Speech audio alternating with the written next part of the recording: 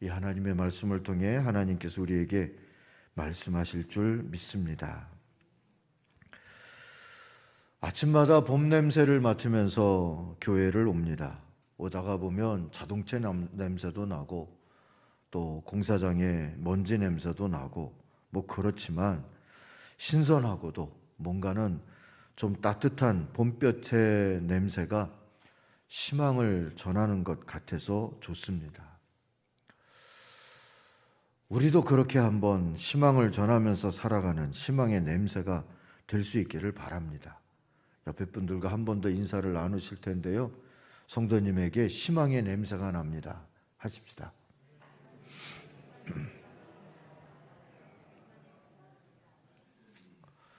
오늘 하나님의 말씀이 이 냄새 얘기를 합니다. 로마 군대가 전쟁이 끝나고 로마에 오게 되면 로마 근교에서 다 정비를 해가지고 이제 개선 행렬을 만들어서 로마로 들어오지요. 그때 이 승리의 행군을 할 때 많은 사람들이 모여서 환영도 하고 구경도 하는데, 이 군대가 행렬할 때 승리의 느낌을 강조하기 위해서 전리품도 동반하고 전쟁 포로들도 행진을 시킨답니다. 그리고 온 도시에 향을 피웁니다. 그 향내는 로마 시민에게는 승전의 소식이 됐고요, 군인들에게는 승리와 보상을 확신하는 냄새가 돼 주었습니다. 반면에 포로들에게는 패배와 죽음을 확인하는 냄새가 됐지요. 포로들은 승전 행사 후에는 원형 경기장에서 맹수들과 싸우기도 하고 노예로 팔려 나가야 했기 때문입니다.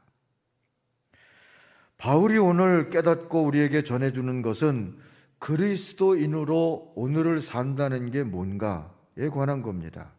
그건 승리자 그리스도 예수의 군대로서, 또 주님의 일꾼으로서, 그리고 복음의 사도로서 주님을 따라 이 개선 행렬에 참여해서 행진하는 것과 같다고 가르쳐 줍니다. 바울은 이를 깨닫고 그래서 거룩한 두려움을 가지고 외치는 겁니다. 누가 이런 일을 감당할 수 있겠습니까? 하고요. 승리자이신 그리스도 예수를 따라 이 개선 행렬에 참여하는 일, 이 그리스도인의 삶을 정말 누가 감당할 수 있겠습니까? 첫 번째는 주님의 승리를 바라는 사람들이 그래야 할 수 있습니다. 2장 14절에 보면 바울이 이 일이 은혜라는 것을 깨닫고 감사합니다 하고 선포하죠. 뭐가 은혜라는 겁니까? 우선 이기게 하시고 그랬는데요. 이걸 달리 번역하면 우리를 개선 행렬에 참가시키시고가 됩니다. 바울은 과거에 자신의 젊음과 열정을 죄의 길에 쏟아부었던 사람입니다. 하나님을 안다고 하면서 하나님 앞에서 장애물 노릇을 했던 사람이죠. 그런 그를 하나님이 이겨주셨어요. 예수와 교회의 박해자이던 바울을 하나님은 다메섹 도상에서 치셨고 그리고 이기셨습니다. 그리고 그 다음이 중요합니다. 하나님은 그를 복음의 승리의 행진에 참여시켜 주셨습니다. 이것이 은혜이지요. 다시 정리해서 말씀드리면 우선 하나님께 진 것이 은혜라는 얘기입니다. 여러분도 바울처럼 하나님께 다들 지는 분들이 되기를 바랍니다. 그리고 하나님의 승리의 행렬에 불러주신 게 또 한 번의 은혜입니다.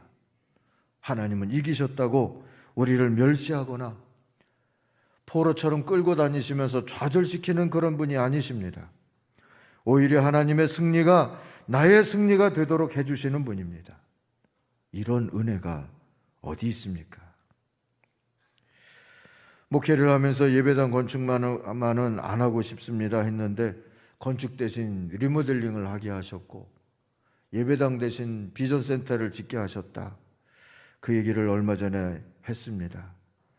이게 하나님이 이기신 겁니다. 근데 돌아보면 그것만이 아니더라고요.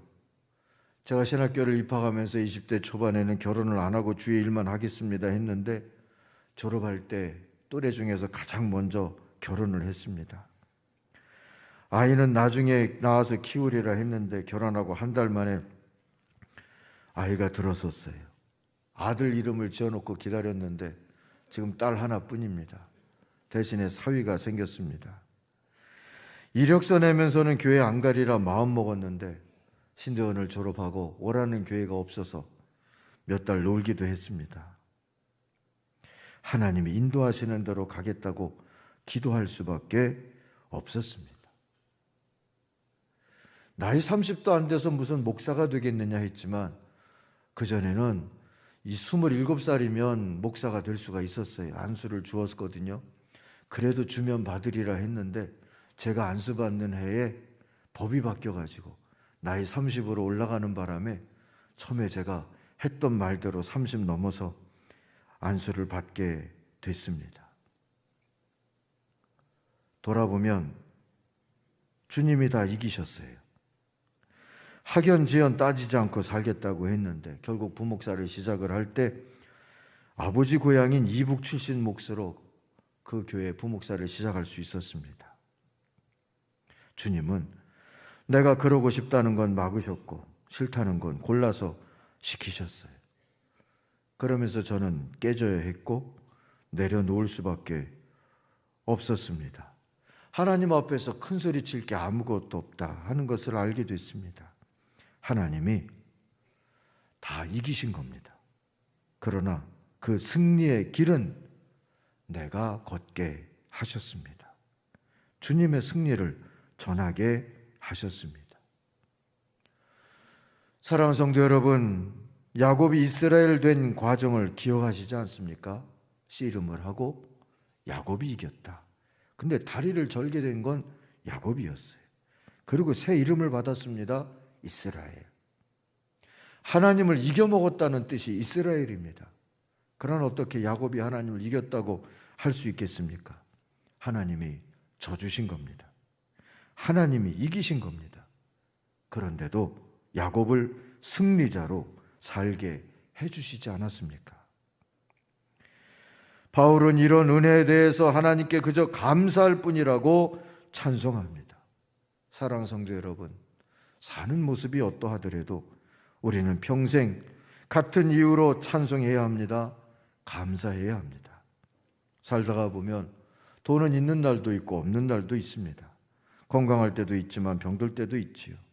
성공할 때도 있지만 넘어질 때도 있습니다. 박수 받을 때도 있고 비난받는 날도 있습니다.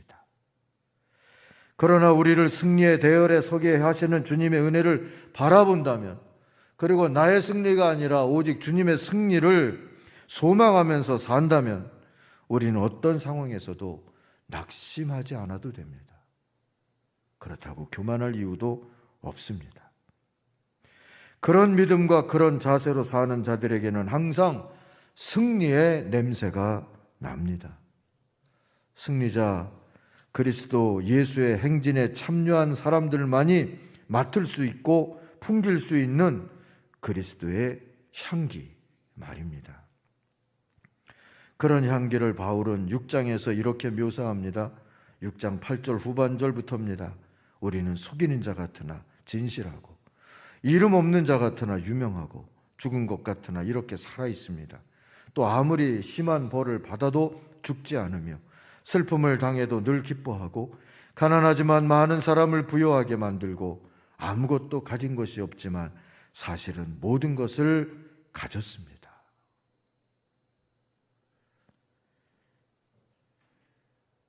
매일 아침 여러분의 기도 제목은 뭡니까?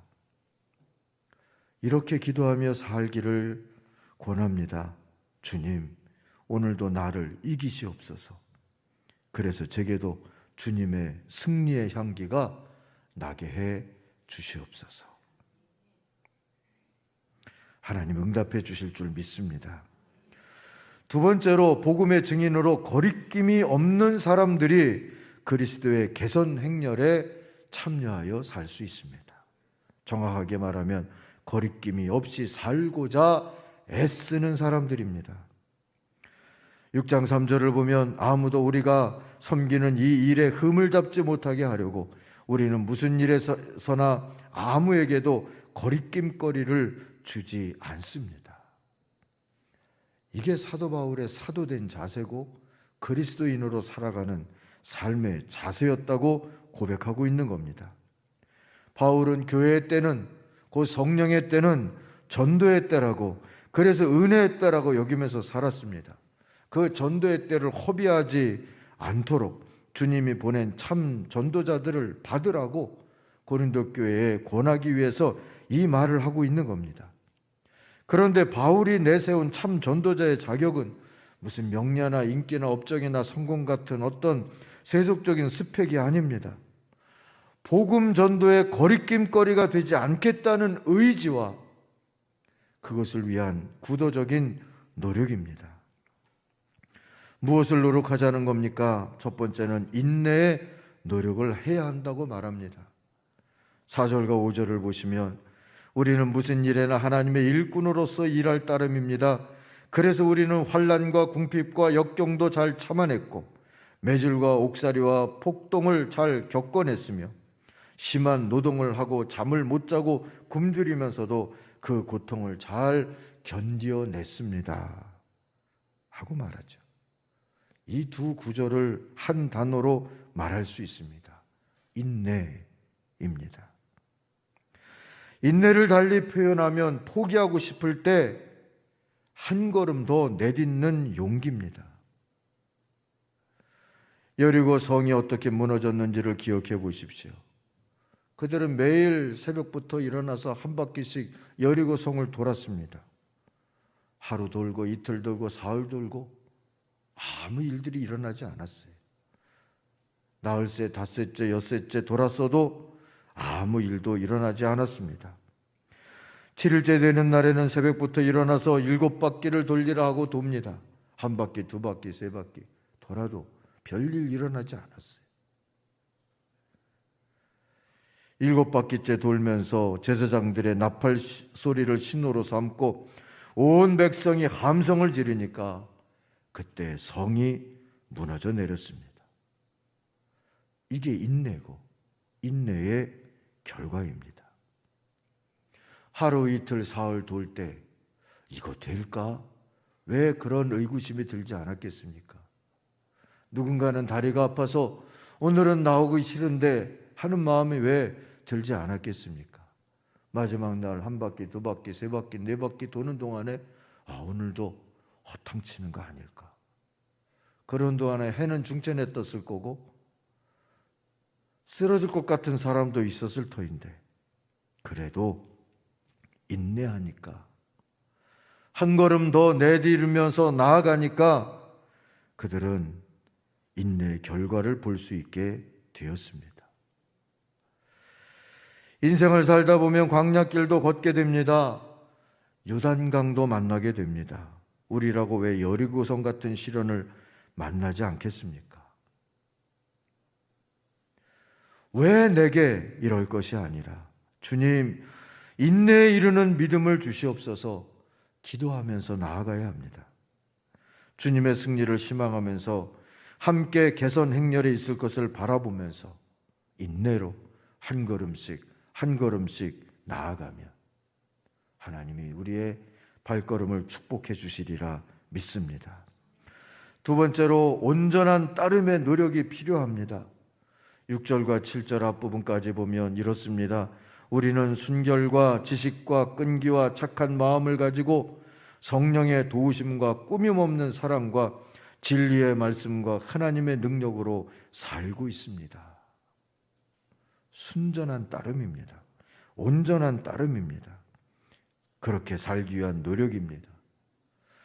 우리는 가끔 예수를 따르는 제자도의 열정과 예수를 좋아하는 팬심과 예수를 이용해 먹으려고 하는 사심을 혼동할 때가 있어요. 문제는 순전한 제자도가 아닌 경우에 그 열정이 복음 전도에 오히려 장애물도 될 수 있다는 데 있습니다. 그리 되면 그리스도의 향기가 아니라 뭔가 우리의 욕심과 욕망과 사심에 오염된 이상한 냄새가 날 수밖에 없지 않겠습니까? 팬인가 제자인가라는 책에서 저자 카일 아이들먼은 팬과 제자를 이렇게 구별해 줍니다. 팬은 희생 없이 즐기기만 원한다. 그렇다고 예수님과의 관계를 원하지 않는 것은 아니다. 배는 예수님께 이런 약속을 남발한다. 상황이 좋고 당신이 계약 조건을 잘 지키는 한 당신을 쫓겠습니다. 제게 너무 많은 것을 요구하시지 않는 한 당신을 따르겠습니다. 배는 혹시 자신에게 피해가 올까 두려워서 예수님을 전심으로 따르지 못한다. 예수님과의 관계를 위해 자신의 돈과 시간, 에너지를 전부 쏟을 생각까지는 없다. 사랑하는 성도 여러분, 온전한 제자도에 계시는지요? 온전한 제자도로 그리스도의 향기를 순전하게 바라면서 살 수 있기를 소망하십시다. 그런 향기의 구성 요소가 바로 이겁니다. 순결, 지식, 끈기, 착한 마음, 성령의 도우심, 꾸밈 없는 사랑, 진리의 말씀, 하나님의 능력입니다. 이런 순전한 그리스도의 향기에 우리의 욕심이나 사심 같은 냄새를 섞지 않기를 바랍니다. 세 번째는 그리스도의 일꾼이라고 하는 자부심을 지키려는 노력이 필요합니다. 7절 후반부, 8절 전반부를 보면 두 손에는 정의의 무기를 들고 영광을 받거나 수치를 당하거나 비난을 받거나 칭찬을 받거나 언제든지 하나님의 일꾼답게 살아갑니다 했어요. 공동번역만이 이렇게 1절에 그리스도의 일꾼이라고 하는 소명과 정체성을 이 8절에서 다시 하나님의 일꾼답게로 상기시켜 줍니다. 번역이 잘 된 거라 여깁니다. 그리스도의 일꾼답게, 하나님의 일꾼답게, 하나님의 종답게 두 손에는 정의의 무기를 들고 영광을 받거나 수치를 당하거나 비난을 받거나 칭찬을 받거나 언제든지 변함없이 한결같이. 이게 자부심이죠. 배가 침몰한다면 체력이 좋고 발 빠른 사람들이 먼저 빠져나올 수 있는 남성들의 생존율은 20%밖에 안 됐답니다. 건장하고 힘 있는 남자들은 왜 20%밖에 살지를 못했을까? 급박한 순간에 그 배의 선장인 에드워드 스미스가 외침 때문에 그랬답니다. 비 브리티시, 영국인다우라고, 영국 사람 아니냐고 그가 외쳤을 때 영국인이라고 하는 자부심으로 그들이 어린이와 여성을 먼저 살도록 배려하고 양보했다는 겁니다. 사랑하는 성도 여러분, 우리야말로 그리스도인다우라고 비크리스찬이라고 소리치는 오늘 바울의 외침을 들어야 할 때입니다. 그러려고 우리는 어려운 때에도 비전센터도 짓고 또 본당도 새롭게 하면서 다음 세대와 낯선 이웃들에게 내줄 생각까지 하고 있는 거 아닙니까? 이제 이쁘고 깨끗하니까 우리한테 또 다른 사심이 생길 수도 있어요. 이방저방 침발릴 생각하지 마시고 하나님 안에서 이렇게 할 수 있게 해주신 하나님 앞에 자부심을 가지고 하나님께 드리듯 선교의 제물로 감당하십시다. 시시하게 살지 말자는 얘기입니다. 뭔가를 이룬 것처럼 거들먹거리지도 말자는 얘기입니다. 비겁하거나 비굴하지도 말아야 합니다. 욕심내지 말아야 합니다. 양심대로 사느라고 괴로운 듯이 스스로를 속이지 말고 그것이 우리의 욕심 탓이라는 것을 우리의 괴로움들이 우리의 욕심 탓이 아닌가를 돌아보아야 합니다.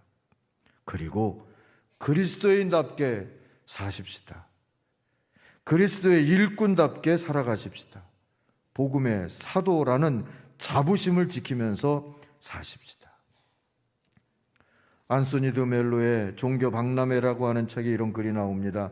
까마귀가 고깃덩이를 물고 하늘 높이 올라갔습니다.